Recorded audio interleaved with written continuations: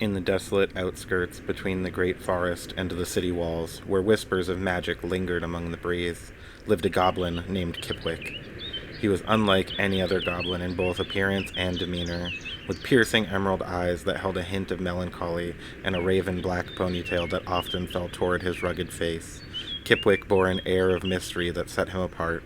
His tattered garb, a mishmash of patched fabrics and earthy tones, draped over his diminutive form, adding to the aura of someone who had long stood at the edges of society. Beside Kipwick trotted a small, furry creature, a silent companion that had never left his side.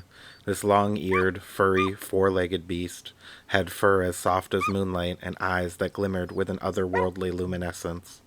It couldn't speak, yet its unwavering presence spoke volumes, offering solace in the quiet moments when words were unnecessary. Kipwick had been an outcast from goblin society for as long as he could remember. He had oversized ears, even for a goblin, and oddly colored eyes. His aversion to their violent tendencies and lust for power had rendered him a pariah among his kind. He found solace in the outskirts of a town populated by orcs, who themselves were no strangers to prejudice. The towering figures regarded him with disdain, their grunts and glares a constant reminder of his isolation.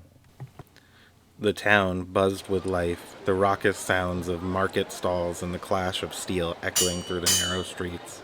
But for Kipwick, it was a symphony he only half listened to. He wandered through the market, clutching a worn satchel close to his side.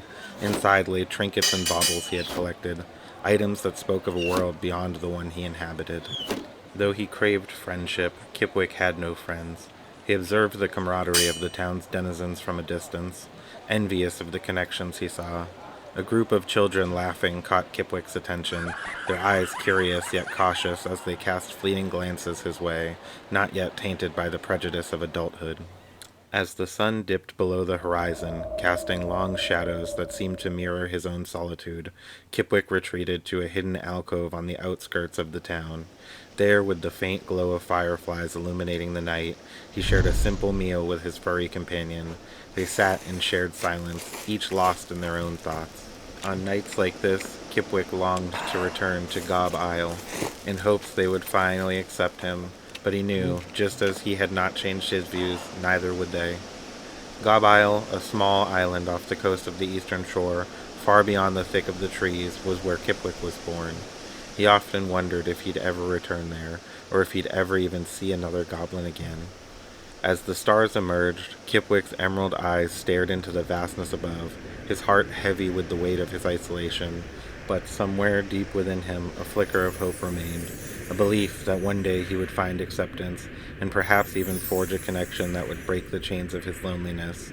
And so, with the small creature by his side, he embraced the tranquil night, unaware of the fate that awaited him in the depths of the woods beyond.